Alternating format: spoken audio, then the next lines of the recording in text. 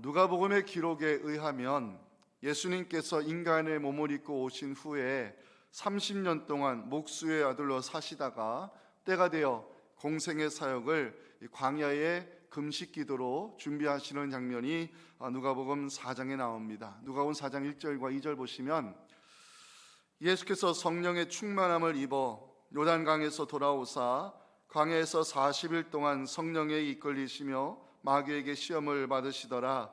이 모든 날에 아무것도 잡수시지 아니하시니 날수가 다함에 줄이신지라.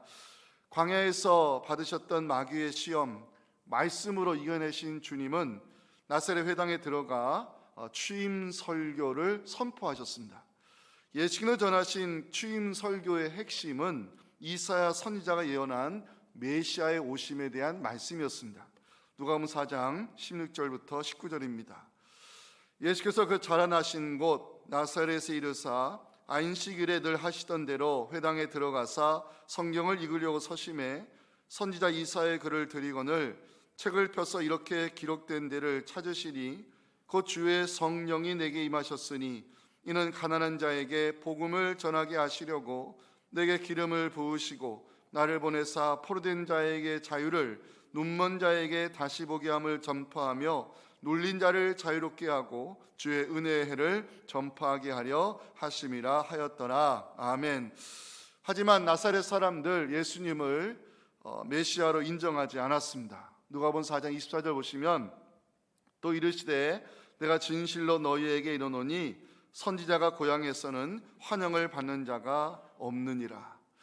결국 예수님은 고향 사람들에게 쫓겨나셨다고 누가복음 4장 29절부터 30절은 기록하고 있습니다.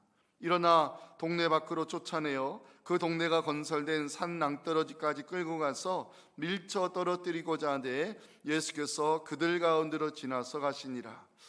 하지만 예수님의 사역 멈추지 않았습니다. 예수님은 사람들에게 하나님의 말씀을 가르치는데 최선을 다하셨습니다.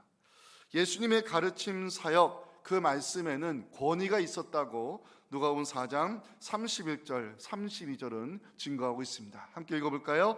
갈릴리의 가버나움 동네에 내려오사 안식일에 가르치심에 그들의 그 가르치심에 놀라니 이는 그 말씀이 권위가 있음이로라. 아멘. 복음서 기자인 누가 직업이 의사였죠. 예수님의 치유 사역에 관심을 가지고 그 과정을 자세하게 기록을 해놨습니다.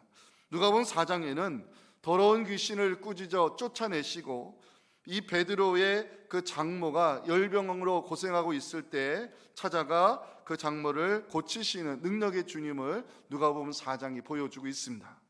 자, 지금까지 과정을 보면 두 가지를 볼 수가 있는데, 하나는 예수님은 홀로 사역하셨다는 사실, 또 하나는 이 공중의 사역에서 무엇에 치중하셨는가를 누가복음 4장까지의 기록을 통해 볼 수 있습니다. 아직까지 예수님 주변에는 제자들이 보이지 않고 있고요, 주님은 단독으로 사역하셨으며 예수님이 치중하셨던 일, 가르침과 치유 사역이었음을 이 성경이 기록하고 있습니다. 마태의 기록에 의하면 예수님은 공생의 기간 동안 3대 사역에 치중하셨음을 기록하고 있습니다. 마태복음 9장 35절이 바로 메시아의 3대 사역입니다. 함께 읽겠습니다. 예수께서 모든 도시와 마을에 두루 다니사 그들의 회당에서 가르치시며 천국 복음을 전파하시며 모든 병과 모든 약한 것을 고치시니라. 아멘. 가르침, 복음 전파, 치유, 이것이 복음서 기자들이 증언하는 그리스도의 3대 사역입니다. 누가는 누가복음 5장에 갔어야 예수님이 제자들을 부르시는 장면을 기록하고 있습니다. 지금까지 주님께서 단독으로 말씀을 가르치시고 병자들을 고치셨다면 이제 하나님 나라 복음을 전하기 위해 제자들을 부르시는데 이 부르심을 성서학자들은 계획된 선택이었다고 이해를 합니다. 오늘 함께 살펴볼 누가복음 5장 1절에서 11절 4명의 제자들을 부르시는 사건이 등장하고요, 누가복음 5장 27절부터 28절에는 세리 레위를 제자로 부르시는 장면을 보여주고 있습니다. 그 후에 예수께서 나가사 레위라는 세리가 세관에 앉아 있는 것을 보시고 나를 따르라 하시니 그가 모든 것을 버리고 일어나 따르니라. 누가복음 5장의 주제 부르심입니다. 예수님께서 효과적인 전도를 위해 하나님 나라 복음을 전하기 위해 계획된 선택으로 제자들을 찾아가 부르셨습니다. 오늘 본문은 무리들이 하나님의 말씀을 듣기 위해 몰려드는 장면으로 시작을 하고 있습니다. 1절 보시면 무리가 몰려와서 하나님의 말씀을 들을새 예수는 게네사렛 호숫가에 있어서 예수는 무리들에게 말씀을 효과적으로 가르치기 위해 그물을 싣고 있는 시몬에게 배를 좀 띄워줄 것을 요청했습니다. 2절과 3절인데요. 호숫가에 배 두 척이 있는 것을 보시니 어부들은 배에서 나와서 그물을 씻는지라. 예수께서 한 배에 오르시니 그 배는 시몬의 배라. 육지에서 조금 떼기를 청하시고 앉으사 배에서 무리를 상대로 말씀을 가르치셨습니다. 가르침의 사역을 마치신 주님은 시몬에게 깊은 데로 가서 그물을 내려 고기를 잡으라고 말씀하셨습니다. 시몬은 그 말씀에 어떻게 반응했을까요? 자, 5절이 중요한 말씀이겠죠. 함께 읽겠습니다. 시작. 시몬이 대답하여 이르되 선생님 우리들이 밤이 새도록 수고하였으되 잡은 것이 없지만은 말씀에 의지하여 내가 그물을 내리리다 하고. 아멘. 깊은 데로 가서 그물을 내린 결과는 충격적이었습니다. 6절부터 7절 보면 그렇게 하니 고기를 잡은 것이 심히 많아 그물이 찢어지는지라. 이에 다른 배에 있는 동무들에게 손짓하여 와서 도와달라 하니 그들이 와서 두 배의 채움에 잠기게 되었더라. 아멘. 예수님은 시몬, 안드레, 야고보, 요한을 사람 낚는 제자로 부르셨고 그들은 그 주님의 부르심에 모든 것을 버려두고 예수님을 따라갔다는 이 기록으로 본문이 마무리되고 있습니다. 오늘 새세명 축제를 위한 전도 특강 첫 번째 시간으로 깊은 데로 가라 이 제목으로 함께 우리를 향한 하나님의 말씀을 나누기 원합니다. 첫째 메시지, 오늘 딱 한 가지 메시지밖에 없습니다. 함께 읽겠습니다. 전도자에게 필요한 것은 제자도의 믿음입니다. 한번 읽어볼까요? 전도자에게 필요한 것은 제자도의 믿음입니다. 누가복음 5장의 주제를 좀 기억하셨으면 좋겠습니다. 누가복음 5장의 주제는 바로 부르심입니다. 부르심을 받은 사람들, 성경은 그 부르심을 받은 사람들을 제자라고 기록을 합니다. 능력 많으신 예수님께서 왜 제자들을 부르시는가?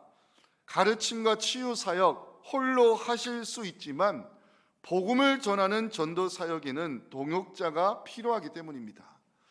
부르심을 받은 사람에게 필요한 믿음이 있는데 그 믿음이 바로 제자도입니다. 오늘은 이 제자도가 무엇을 가리키는지 함께 살펴보며 은혜를 나누겠습니다. 첫째는 말씀입니다. 말씀.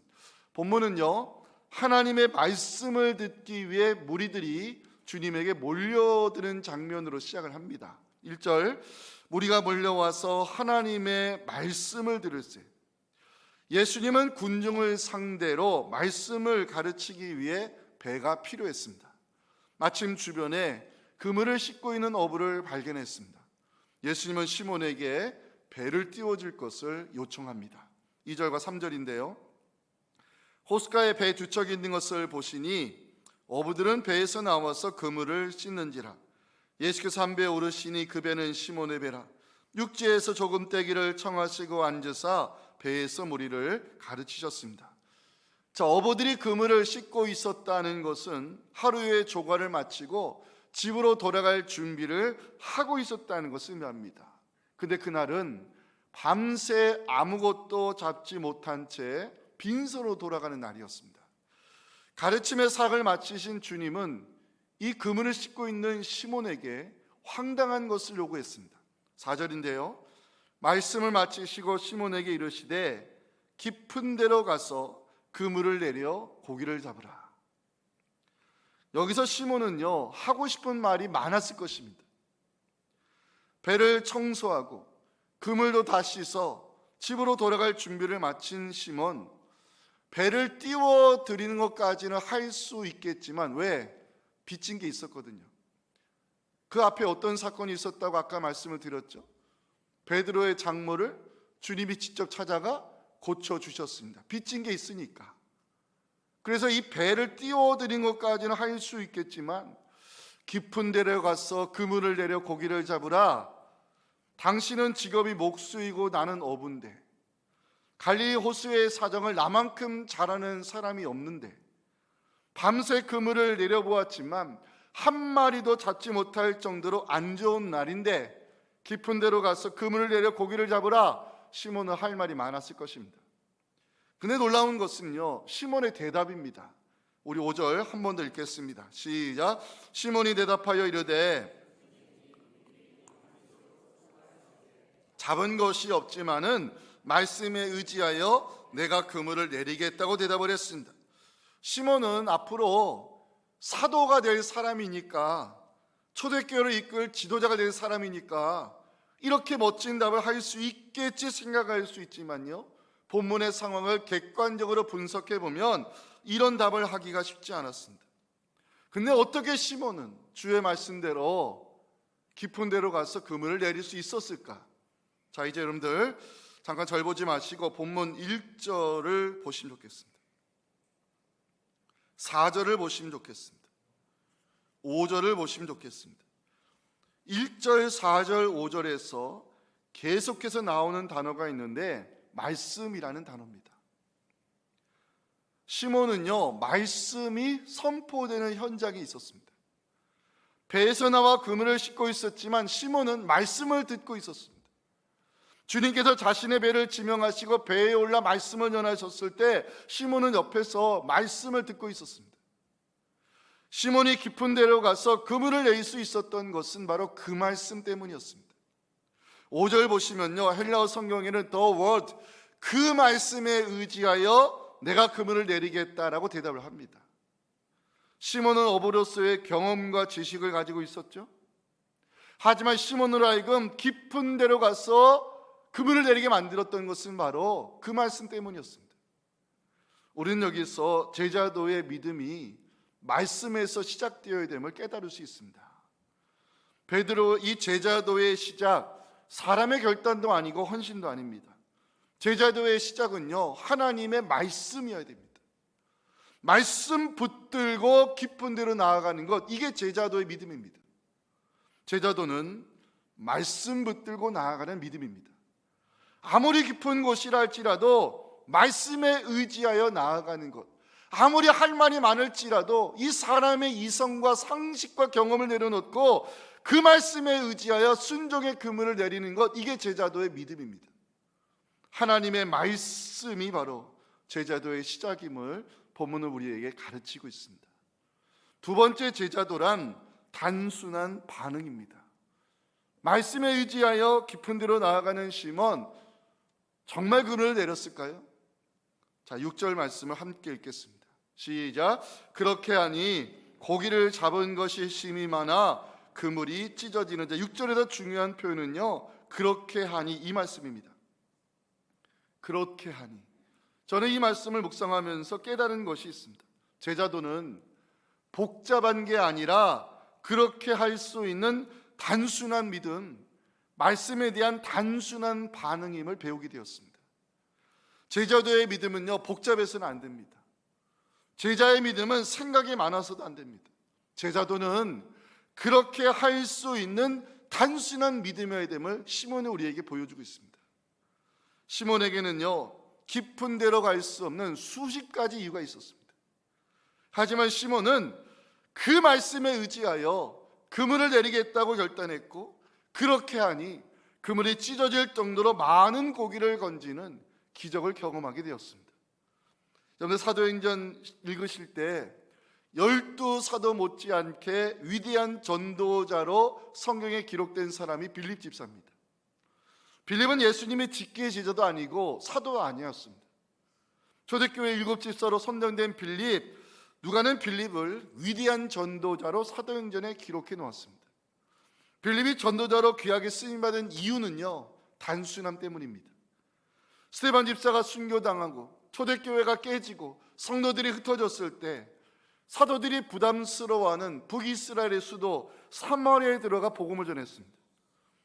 그 복음을 전할 때 이 사마리아 성에 놀라운 표적이 일어났고 변화의 물결이 일어나기 시작했습니다.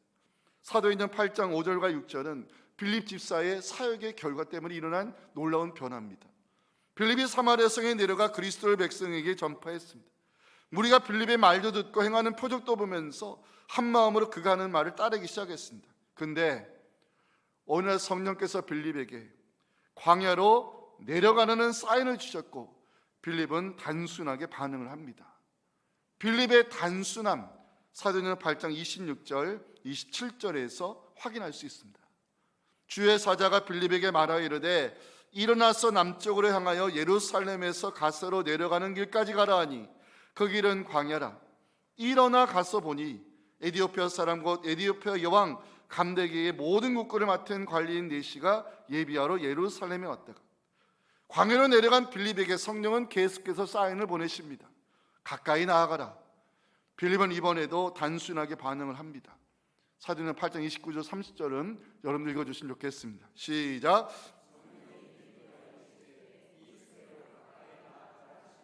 빌립이 달려가서 선지자 이사야의 글 읽는 것을 듣고 말하되 읽는 것을 깨닫느냐. 아멘. 빌립에게서 우리가 배워야 될 것이 있습니다. 제자의 믿음 복잡해서는 안 된다는 것입니다. 제자도는 말씀에 대한 단순한 반응이라는 것을 성경은 우리에게 가르치고 있습니다. 우리는 요한복음에 나오는 첫 번째 메시아 이적 사건에서 단순함의 원리를 또 한번 배울 수 있습니다. 가나온인 잔치에서 마리가 했던 말 주목하셔야 됩니다. 요한복음 2장 5절 유명한 말씀이죠. 함께 읽겠습니다. 그의 어머니가 하인들에게 이르되 너희에게 무슨 말씀을 하시든지 그대로 하라 하니라. 아멘. 무슨 말씀을 하시든지 그대로 할 수 있는 단순함. 중요한 것은 무슨 말씀을 하시든지 그대로 하였던 이 하인들의 단순한 행동을 통하여 예수님의 메시아 되심이 증거되었다는 것입니다. 기억하실 것은요, 단순함이 기적의 시작이 될 수 있다는 것입니다. 오늘 보면 6절을 다시 한번 보실까요? 기적이 일어나는 장면에서 누가는요 그렇게 하니로 단순하게 기록하고 있습니다. 그렇게 했더니 주님께서 깊은 데로 가서 그물을 내리라 했을 때 그렇게 했더니 어부들이 그물이 찢어질 정도로 많은 고기를 건지는 기적을 경험했다고 기록을 합니다. 놀라운 것은요 그 단순함 때문에 주변이 복을 받았다는 것입니다. 7절 말씀 보실까요? 이에 다른 배에 있는 동무들에게 손짓하여 와서 도와달라 하니 그들이 와서 2배의 채움에 잠기게 되었더라. 성경은 우리에게 복잡한 것을 가르치는 책이 아닙니다. 무슨 말씀을 하시든지 그대로 하라는 것입니다. 영적 사인이 왔을 때 단순하게 반응하라는 것입니다. 요한복음 21장에는요 본문에 나오는 비슷한 사건이 또 한 번 등장합니다. 주님께서 부활하신 후에 고기 잡는 어부로 갈릴리에 돌아가 있는 제자들을 찾아가셨죠. 제자들이 밤새 아무것도 잡지 못하는 것을 지켜보신 주님께서 이제 말씀합니다. 그물을 배 오른편에 던지라. 여러분 같으면 어떻게 하시겠습니까? 질문을 할 수 있겠죠. 주님, 왼편은 왜 안 되는 것입니까? 똑똑하다고 여기는 사람들은 전문가들을 또 불러와서 컨설팅 같은 것도 하겠죠. 배 주변을 탐색하고 수중 촬영을 하면서 왜 오른편에 던져야 되는지 합당한 이유를 찾겠죠. 그런데 요한복음 21장 6절은 또 한 번의 기적을 경험하면서 단순하게 기록합니다. 이르시되 그물을 배 오른편에 던지라. 그리하면 잡으리라 하시니 이에 던졌더니 그렇게 했더니 물고기가 많아 그물을 들 수 없더라. 사랑하는 성도 여러분, 단순한 반응이 기적의 시작이 되는 줄 믿으시기 바랍니다. 말씀에 의지하여 그렇게 하는 제자도의 믿음으로 순종의 그물을 내리시면 하나님의 기적을 견디게 될 것을 늘 꼭 확신하시면서 주변을 복되게 하는 은혜의 통로 되시기를 간절히 소망합니다. 세 번째 제자도의 믿음은요 협력할 수 있는 사역의 자세입니다. 협력할 수 있는 사역의 자세. 시몬은 깊은 데로 가서 그물을 내렸는데 기적이 일어났죠. 시몬은 동무들에게 도와달라 외쳤습니다. 7절입니다. 이에 다른 배에 있는 동무들에게 손짓하여 와서 도와달라 하니 그들이 와서 2배 채움에 잠기게 되었더라. 도와달라. 저는 이 단어를 묵상하면서 하나님 나라 사역은요, 협력하는 사역임을 또 한 번 알게 되었습니다. 제가 이미 목회 10년을 했을 때 참 많이 훈련받았던 교회가 워싱턴 중앙양력이었는데요, 거기에 많은 사역이 있었지만 전도 폭발 팀이 있었습니다. 제가 그 교회 부임했을 때 한 2년 정도 이 새가족 사역을 담당했는데 1년에 한 등록하는 새가족만 300가정이 될 정도로 워싱턴 지역에서는 참 영향력을 크게 행사했던 교회였습니다. 이 300가정을 등록을 받으면 거의 제가 신방했던 가정이 290 몇 가정 정도 됐기 때문에 거의 100%에 가까운 신방을 했던 기억이 있습니다. 근데 새가족부에서 먼저 신방을 하고 나면 전도 폭발팀이 찾아갑니다. 보통 3-4명 정도가 새가족을 방문해서 새로 등록하신 그분들에게 복음을 전하게 되는데, 전도 폭발 훈련 받은 분이 새가족에게 복음을 제시하면 함께 간 나머지 분들은 그분을 보면서 속으로 이제 기도를 하기 시작합니다. 하나님, 저분이 복음을 이해하게 하시고 예수 그리스도를 영접하여 구원의 기쁨을 누리게 하소서. 하나님, 이번에 오신 새 가족이 전에 교회에서 상처를 많이 받고 왔습니다. 말씀을 통해 아픔을 치유하시고 복음의 능력으로 그 믿음을 회복시켜 주옵소서. 하나님, 사정을 들어보니 이 가정에 기도 제목이 많습니다. 하나님께서 우리의 기도 가운데 함께 하셔서 이 가정의 기도 제목이 변해서 간증이 되게 해주시고 반전의 역사가 일어나게 하옵소서. 함께 간 그분들이 속으로 그렇게 기도를 합니다. 하늘나라 사역은 혼자 하는 단독 사역이 아니라 함께하는 협력 사역임을 전도 폭발팀을 통해 새가족 사역을 통해서 배운 적이 있습니다. 7절을 다시 한번 보시겠습니다. 와서 도와달라. 와서 도와달라. 선교 사역 역시 선교사 혼자 감당할 수 있는 사역이 아닙니다. 교회 지원 없이, 성도들의 기도 없이 이루어지는 선교 현장은 없습니다. 여러분, 전도의 열매를 보기 원하십니까? 협력하여 기도하실 동력자를 먼저 구하시기 바랍니다. 우리가 전도 대상자의 이름을 이번 주부터 써낼 텐데요, 중보기도 사역자들, 교구 장로님들, 그리고 목회자들이 함께 협력하여 그 이름을 하나님께 올려드리면 반드시 하나님이 그 이름을 기억하시고 그 이름을 불러주시고 구원이 시작될 줄로 저는 믿습니다.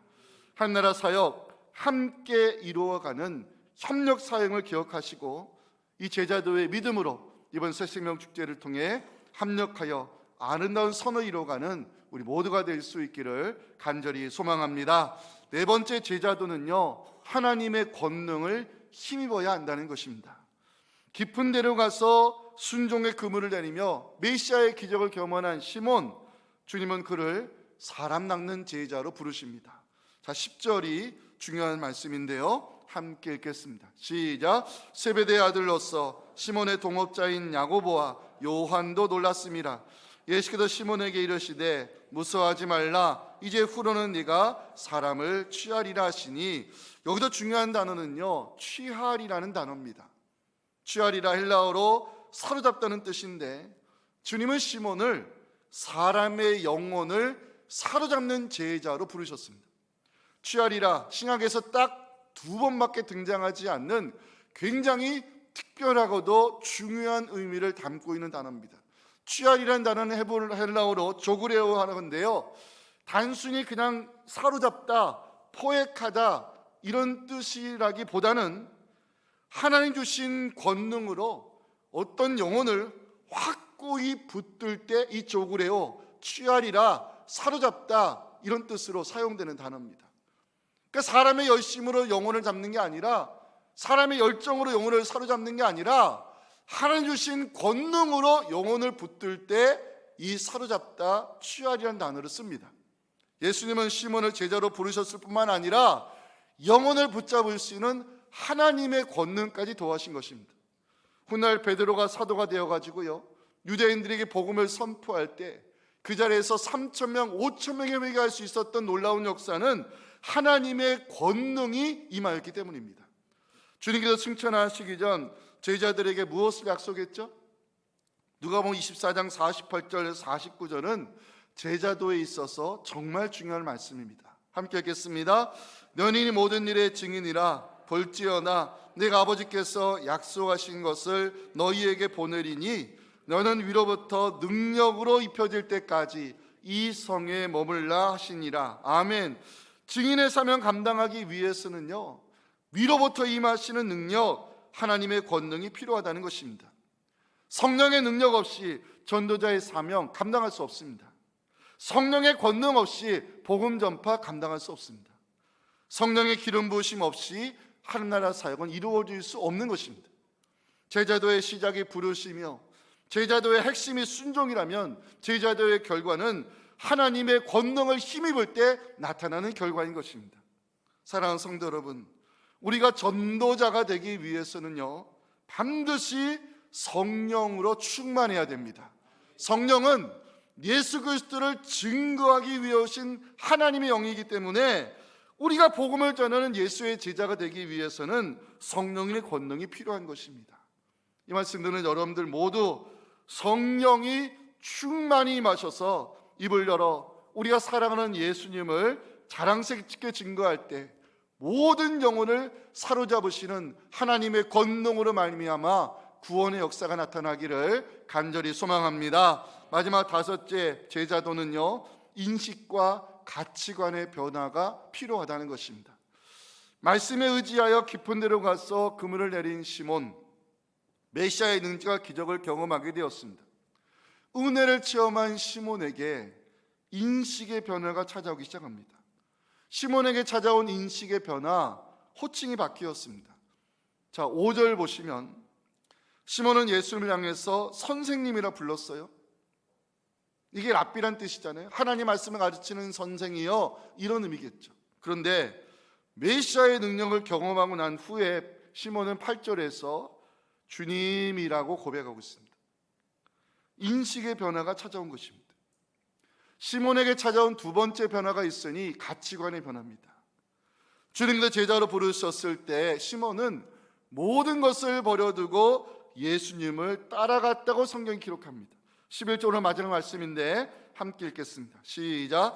그들이 주님 배들을 육지에 대고 모든 것을 버려두고 예수를 따르니라. 아멘. 누가는 부르심의 사건을 기록하면서 레위 역시 모든 것을 버리고 주님을 따라갔다고 27절, 28절에서 증언하고 있습니다. 그 예수께서 나가사 레위라는 세리가 세관에 앉아있는 것을 보시고 나를 따르라 하시니 그가 모든 것을 버리고 일어나 따르니라. 누가는 부르심을 받은 사람에게 가치관의 변화가 일어났다는 것을 모든 것이라는 단어로 표현하고 있습니다. 시몬, 주님을 만나기 전까지 그의 인생에 있어 모든 것은 갈릴리 바다였고 고기를 잡을 수 있는 배였으며 가족이었습니다.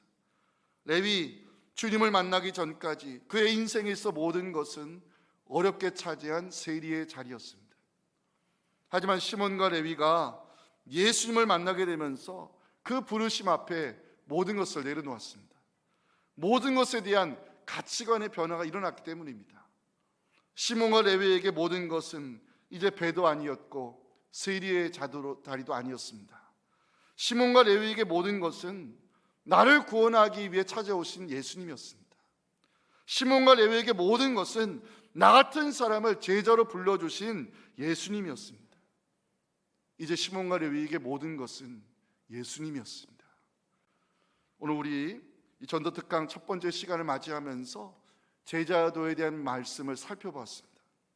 제자도는 말씀 붙들고 나아가는 믿음입니다. 제자도는 그렇게 할 수 있는 단순한 반응입니다. 제자도는 함께 할 수 있는 협력 사역입니다. 제자도는 위로부터 임하시는 성령의 권능을 힘입어야 됩니다. 제자도는 예수님이 나의 모든 것 되심을 고백하고 따르는 결단입니다. 이 제자도의 믿음을 가지고 각자 명령받은 깊은 데로 가서 이 복음의 그물을 내리는 우리를 통해서 이번 새생명 축제가 구원의 잔치자리가 될 수 있기를 주님의 이름으로 축원합니다. 이제는 우리 구주 예수님의 은혜와 우리의 간구에 응답하고 계시는 아버지 하나님의 크신 사랑과 성령의 감동과 일하심이 오늘 주신 이 귀한 말씀을 나에게 주신 말씀으로 깨닫고 이 제자도의 믿음으로 깊은 데로 가서 그 말씀에 의지하여 복음의 그물을 내려 하나님 기뻐하시는 많은 영혼들을 주님께로 인도하기를 원하는 우리 사랑하는 성도들의 이 간절한 기도 제목들과 이제 하나님께 올려드릴 그 태신자의 이름과 새생명 축제 위에 지금부터 영원토록 함께 하시기를 간절히 축원하옵나이다. 아멘.